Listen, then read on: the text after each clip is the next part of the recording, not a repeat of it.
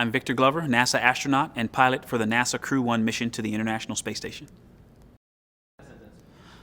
My role in the Crew-1 mission is to first safely get us to the space station. We are flying a new spacecraft, the Crew-Dragon, made by SpaceX. And once we get to the space station, as a member of the expedition, we'll be conducting research, lots of scientific experiments, some of them ongoing, some of them that we'll bring up with us, and also to do spacewalks, robotic operations, outreach events, and the maintenance and upkeep of our International Space Station. That's fantastic. Crew-1 is the designator for the first operational mission of the SpaceX Crew-Dragon. So it's a new vehicle, and so Crew-1 is the first Crew-Dragon fully operational mission. And so that's the crew, the 4 of us that are going to the space station, similar to a Soyuz crew with 2 or 3 folks on board that become the other half of an expedition. So we'll also be a part of the expedition on the International Space Station. Crew-1 consists of Mike Hopkins, Shannon Walker, and Soichi Noguchi and myself, and together we represent NASA's Crew-1 mission to the International Space Station. You know, it's a great honor, first and foremost, and looking at all their experience, it makes me, one, comfortable that there's so much experience and so many ways that I can learn from them, but also it motivates me to be ready and able to do my job and to take care of my responsibilities, because you know, I know that I can ask them a question and they'll be able to help me learn or do anything that we need to do on the station. But at the same time, I want to be ready and able to contribute, and so it's just great to have so much experience there to the left and the right. I am surrounded by love and support, and it's humbling and overwhelming sometimes. My mother and father are so excited about this mission. I'm actually amazed at how much my father keeps up with what's going on in the space station. He'll often clue me into something. Oh, I didn't realize that was happening this week, because I was busy off training. And so I'm excited that they're so excited. My grandparents are excited about being here, and that really means a lot to me. My grandfather was in the Air Force during the Korean conflict, and so to be able to know he's going to be there and watch us launch, and to see the progress of our mission, really it warms my heart. And then my wife and kids, the support and love they give to not just me and the crew, but to each other, knowing that they're going to have to take care of each other while we're on the space station. And then the fact that it takes thousands of people all over the world to get us ready. Our operational and technical and language instructors, our crew secretaries and admin and logistics support. There's just this team, this worldwide team that it takes to get us ready, and we're representatives of them. And so again, it's humbling and overwhelming, and I want to do my best because I represent them, but I am surrounded by love and support. No, we are getting ready to fly a new spacecraft to the International Space Station for 6 months, and that is a mouthful. It may sound like, hey, it's a nice soundbite, but it took so much. We've been working with our partner SpaceX for years to develop this spacecraft and the capability to fly it and operate it safely. We've been running the space station for 2 decades, keeping it habitable and keeping it running, improving the capability to do science there, which requires upkeep. It's not brand new. And so to be able to fly a new spacecraft to our home of almost 2 decades in low Earth orbit is just an amazing accomplishment, and we are the next wave. We've had human beings in low Earth orbit in November of this year, on November 2nd. That is the 20-year anniversary of human presence in low Earth orbit, continuous human presence. And so we will be that next chapter, that continuation of continuous human presence in low Earth orbit, and that is an amazing responsibility and privilege. Oh, what does family mean? Family is it's the foundation of all of this. It's the reason that I can do what I'm doing now. And so, having been in the Navy for 22 years, it's definitely been a family adventure. My wife is amazing. She's a superhero, in my opinion. I've deployed several times in the Navy on an aircraft carrier, and we had kids every time, a different amount of kids each time.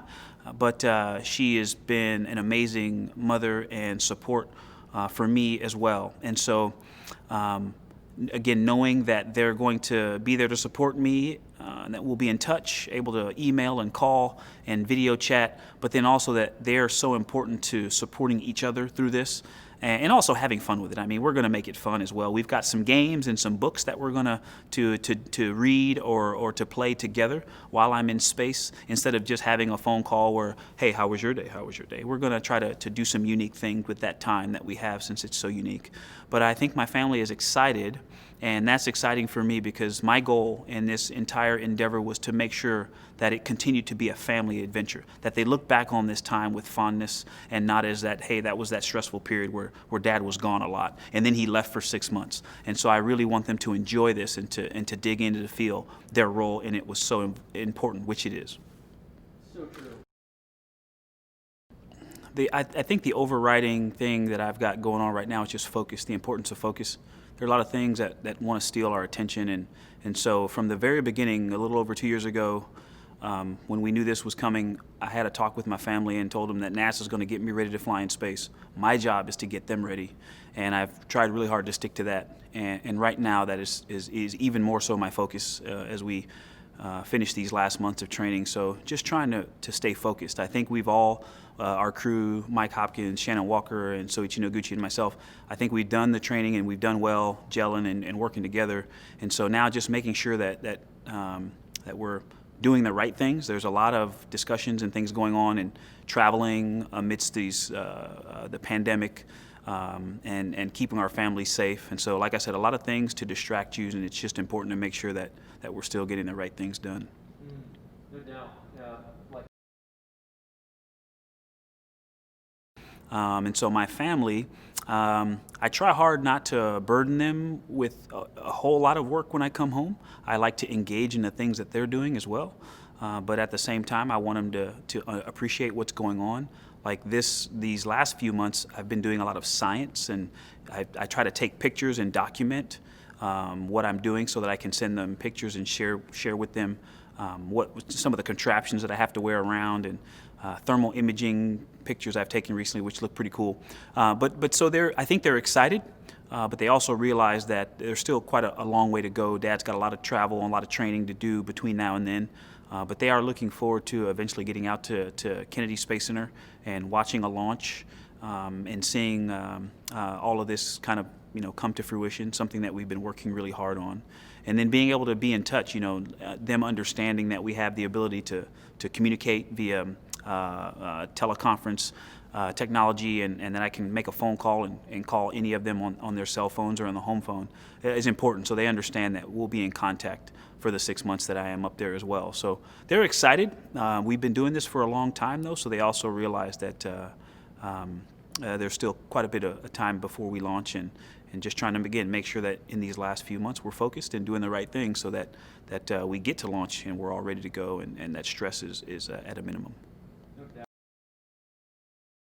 It's probably part of the goal as well, right? Oh, absolutely. My oldest kid is 17. She just finished her junior year in high school. And so, our launch date is going to be right around just after school starts. So just after the beginning of her senior year. And then my landing date will be, sometime hopefully before spring break, but before the graduation, which is important. So that's kind of in terms of schedule, you don't want to put schedule pressure on yourself. The spacecraft and rocket will be ready to launch when it's ready to launch.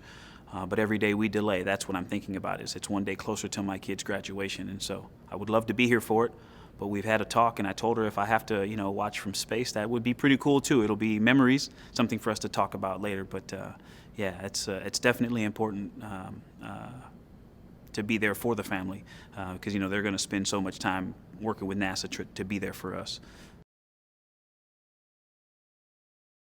Demo 2 and Crew-1, first of all, Demo 2 has to happen and be successful for Crew-1 to be able to get off the ground.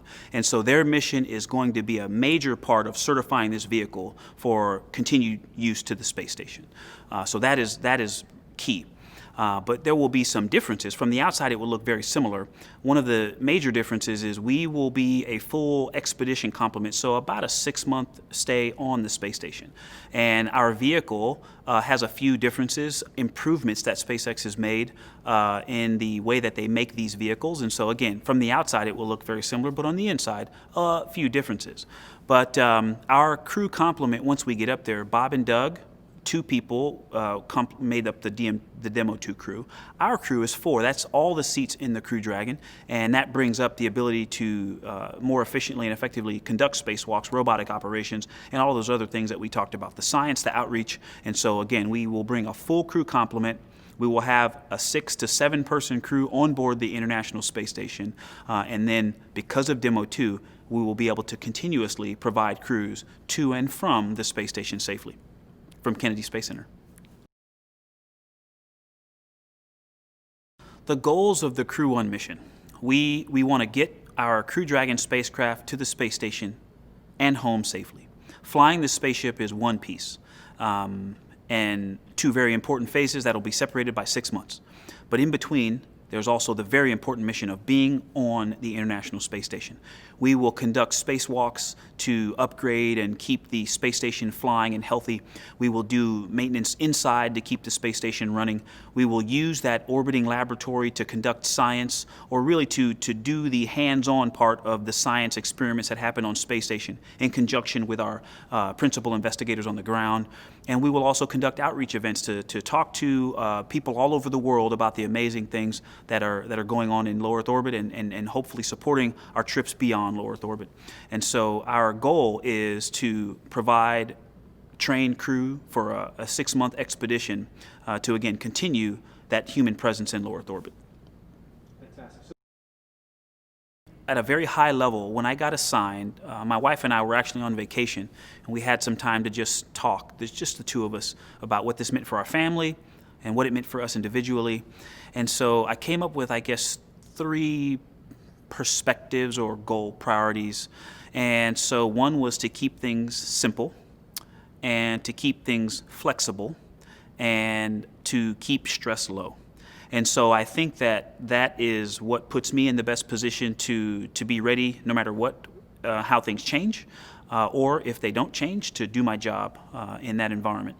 But it also helps my family to handle what's coming, given that this is the first time that we're all doing this. If we heap a bunch of expectations onto it and things don't go according to expectation, that creates stress. And so for us, it's keeping it really simple, asking lots of questions to our experienced crewmates and their families, and to the trainers, and to each other, and not assuming that we know what's coming, and just making sure that we are on the same page as we learn more. So keeping it simple, flexible, and low stress. That's been my overriding goal. Yeah, I was selected to be a part of the 2013 astronaut candidate class, and we showed up at Johnson Space Center in August of 2013. that's awesome. I was sitting at my desk in the Russell Senate Office building when I worked for John McCain, and I got a phone call from a Houston phone number, and I grabbed my cell phone, I ran out in the hallway, and by the time I answered, I missed it. And so I called back, and after a lot of waiting and being transferred, I was transferred to Janet Kavandi, who was the chair of our board, and she asked me if I wanted to come to Houston and commence training, and that was awesome. And so it was unreal, standing in the Senate Office building in that rotunda by the statues, all the marble. It was amazing. So I tell John McCain, I go into his office and I tell him, I've got good news and I've got some bad news, sir. And he says, let me guess, you're gonna go be an astronaut, right? And I was like, yes, sir, which means I gotta leave early.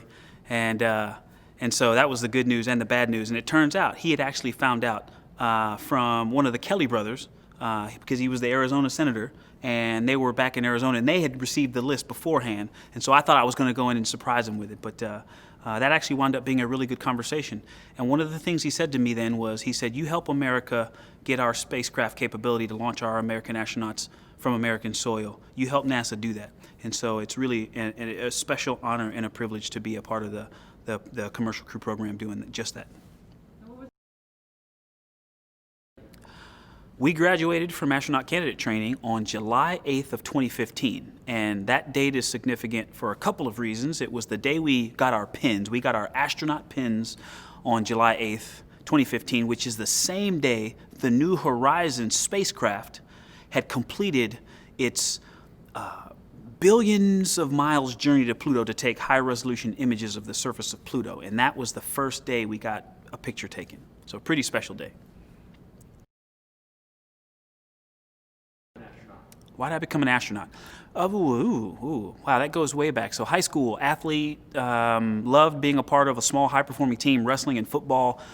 Definitely wanted to play sports in college. Went to college, was fortunate to wrestle in college while pursuing my engineering education. And so that experience impacted what I thought I wanted to do as a professional. I really enjoyed engineering academically, but I wasn't sure I was ready to just work on design. I wanted to use those designs, and so being an operator and being out doing things was important to me. My experience in athletics was important to me, and I wanted to stay a part of small, high-performing teams. And so I come across one of my mentors in his Navy Reserve uniform, and the idea of joining the Navy had popped up, and I actually originally wanted to be a Navy SEAL. I mean, small, high-performing teams, check. And so that's what started my journey in the Navy, and I wound up deciding to go into aviation and learn to fly.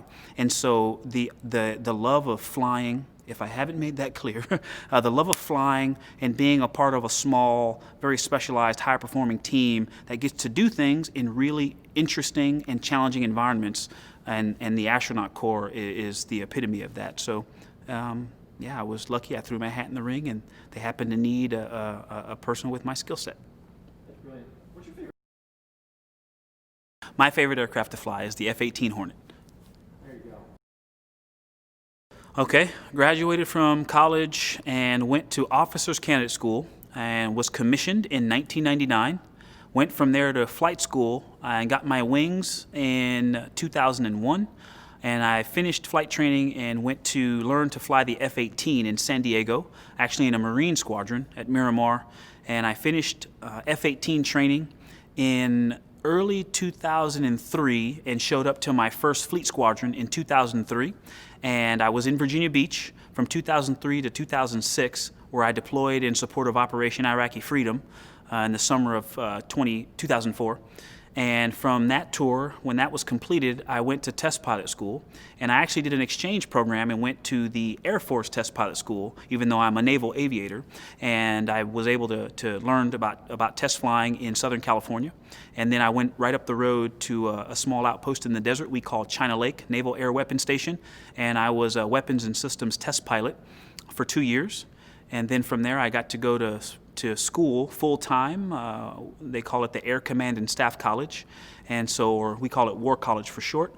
And I was able to pursue formal education for a year full-time before going back to the fleet and flying operations based out of Japan. And then from there, I went to Washington, D.C., and was on a staff job working in Congress. And I was fortunate, really, really honored and lucky to work for the late Senator John McCain, a naval aviator himself, former naval aviator. And then I was in that job when I was selected to be an astronaut. Training for your first mission. Well, there's the basic competencies, I guess, flying T-38s, the high-performance jet flying that we do, the NBL training, the diving in the full pressure suit, the space suit, to train for spacewalks, robotics training, International Space Station systems, specifically the emergency procedures training, that really ramps up. And then there's a bunch of science and payloads, of which sometimes we are the principal thing that's being investigated. And also our foreign language training. I'm still taking Russian classes to understand the language and culture of my Russian cosmonaut colleagues. But then there's also this really interesting slice of learning to fly the Crew Dragon. And so we actually travel out to SpaceX and Hawthorne, and they have a training team that's helping us to learn the systems and operations and, again, emergency procedures that you need to know to safely fly the Crew Dragon into space. Wow, this is a test pilot's dream to be able to in any way contribute to NASA developing a new spacecraft, or one of our partners developing a new spacecraft. And so it's just been amazing to work with them and help to improve procedures and training, to learn about the vehicle, and to just spend time getting to know their flight control team and their trainers. And I'm really looking forward to working with them up to launch, and then even while we're on orbit. But it's really been an honor and a privilege. This is, I think, what a lot of the folks that go to test pilot school dream of doing. There aren't many opportunities to work on a new spacecraft. You know, the first flights of the space shuttle were a little over 30 years ago, and so it's just really amazing to be able to be here at this timing to get to work on a new spacecraft. And so it's just been an amazing opportunity. No doubt. You know, when I first started going out to SpaceX, when you walk in the front door, there's a conference room right off to the side, and it's really interesting because there are usually 40 laptops in there open, and there may only be like 20 people. There are more computers in there than people. But it's interesting because you can always tell the NASA folks from the SpaceX folks. Essentially, anyone not wearing a t-shirt is NASA, and all the folks in t-shirts are the SpaceX folks. So there's definitely a culture difference, and that's where I would say the most interesting dynamics have happened. We have learned a lot from them. They have learned a lot from us. And learning to fly this vehicle, not just inside in a tactical operational sense, but in a big picture organizational culture sense, we have learned a lot from them, and they've learned from us. And I would say that it's creating sort of a new culture that is some kind of a balance between the two. And they have made us better, and I think we have made them better. Oh, wow. I mean, you wake up and you have a meal, you get handed over to the SpaceX team, and SpaceX is running the show until you come back and are recovered and given back over to NASA to fly you back to Johnson Space Center. So when SpaceX takes over, they get you suited up, and you leak check your space suits, and they get you out to the launch pad. You saw them driving out in the Model X's. And that was really neat. And they take you out to the elevators there, get you up into the crew access arm, and help you get strapped into the vehicle. And there are some procedures to run through. And you're talking to the core, which is their version of similar to Capcom, the person that's speaking to the folks in the capsule. And that person is actually in Hawthorne. And so you're talking to them as you run through the procedures, and they're coordinating with the flight control team there in Hawthorne, with the folks at Launch Control at Kennedy Space Center, and also with the folks in Houston when you get to that point. And you go through some procedures on the way up to launch, and then the team that helps strap you in, they get you all buttoned up, and they close the hatch, and then they move out of the way. And when everyone else is far away from the vehicle at a safe distance, that's actually when they fuel up the vehicle. And that is one of the booster, the Falcon 9. And that's probably the most unique thing about this system, is that they fuel it up with the crew sitting there. And so we have a system, the launch escape system, which we had a test a really amazing test back in January. And they fuel the rocket up as you're sitting there, and the fueling finishes not long before liftoff, and then and you saw the rest after that. And they lit the candle and sent Bob and Doug skyward.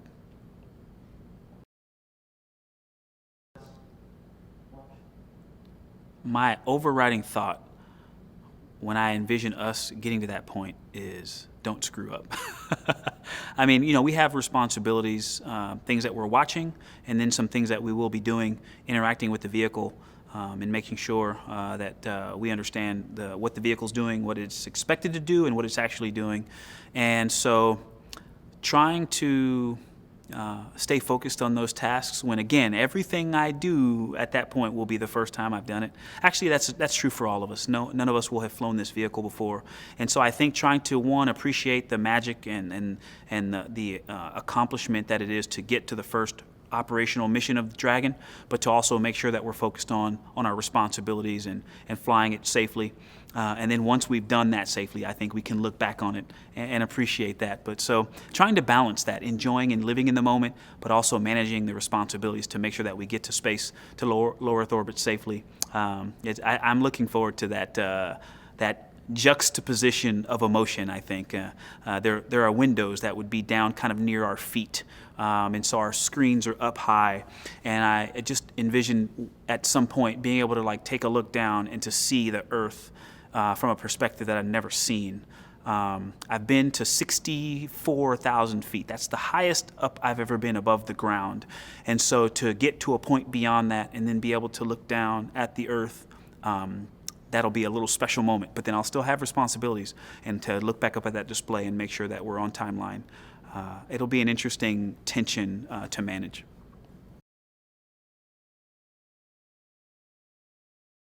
That's true, and it's extra true nowadays with the dawn of this new capability. There's been a lot of uncertainty in terms of schedule, and so it's been difficult to nail down when exactly we would be there. So they can't give us the exact science or the exact set of EVAs, the spacewalks that we're going to do. And so we go with the basic building block approach. Just like when you're training for a sport, there are basic things that you do in addition to the skills of that sport, swinging a golf club or whatever. You still want to have flexibility and mobility, and so we work on spacewalking, T-38 flying, which is decision judgment, as well as the hand and eye coordination skills, the foreign language training, the technical training, and the emergency procedures training on space station, and the robotics. So we are trained to do whatever set of missions that the space station program needs us to accomplish, research to outreach. And once we get there, they will also be able to do something that I think is really amazing. And now that we have this pandemic and we've had to actually do more virtual training, it's really dusted off or increased our use of these virtual and computer-based training systems, virtual reality and computer-based training systems. And so when we get to the space station, there will also be things that they will give us just in time or on the job training for, and they'll be able to help us prepare for a specific spacecraft coming up that we're going to have to grapple with the robotic arm, or for a spacewalk to install this really unique piece of hardware onto the outside of the space station. So the ability to also train while we're in space is actually phenomenal, and being in this pandemic response, posture, we're actually having to do a lot of that kind of training nowadays to minimize in-person contact. And so it's actually a really neat preparation for being on the space station. This is an opportunity. There's so many people that I could name. My father, Victor Glover, my mother, Cynthia, my grandparents, William and Loretta, my wife, Deanna, my daughters, Genesis, Maya, Joya, and Corinne.